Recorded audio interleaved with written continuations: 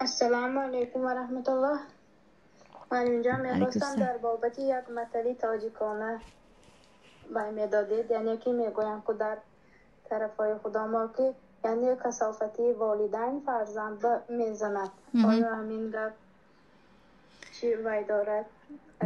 برعکسش دلیل هست خواهرم. برعکسش دلیل هست که چی میگوید در سوره کهف است که و اما دو دیواره که حضرت خضر میگویند من چی کردم، من از نو ساختم، اگرچه در اون قشلاق ما رو کسی احترام نکرد ببخشید، صاحبش دو کودک یتیم بود که پدر و مادرش انسان‌های صالح بودن. یعنی صالح بودن پدر و مادر به فرزند حتما برکتش میرسد.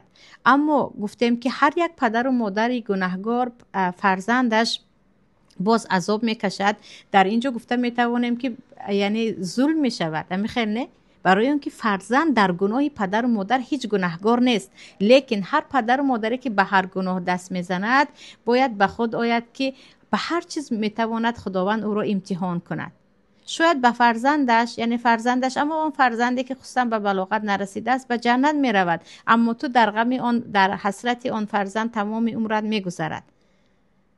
لیکن خودی گناه تاثیر دارد، به برکت خانه تاثیر دارد. و ما پیشتر هم گفته بودیم، خطا نکنم، قول حسن بصری است که میگن آثار گناه رو من در فرزندم، در زنم، حتی در حیوانی که به اون سوار میشوم میبینم که گناه کردم اونها یک بار دیگر میشوند. لیکن آیا هر یک پدر و مادر گناهگار فرزندش به یگان بلا گرفتار میشود؟ به این نباید این رو قبول کرد، وگرنه میگویم عیب فرزند چیست در اینجا؟ ولا تزر وازرة وزر اخرى.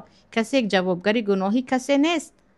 فرزند چی گناه دارد مگر اینکه فرزند هم به این راضی باشد. یعنی بعضی فرزندها هستند که به گناه پدر و مادر خود راضی هستند، طرفدار هستند. در اینجا میگیم اینها همون یک بلا هستند. اما مثلا ابراهیم رو ببینید، ابراهیم خلیل برای کافر بودن پدرشون یگان گناه دارند؟ هیچ گناه ندارند. ابراهیم خلیل رحمان است، در حالی که پدرش از که هست؟ از وارد شدگان به دوزخ پروردگار و از مشرکان است. وقتی که فرزند مؤمن است، فرزند از گناه پدر و مادر تماما بیزار است، به اون چیز راضی نیست، خداوند اصلا اون فرزند را به خاطر پدر و مادرش اذیت نمی کند. این ظلم است.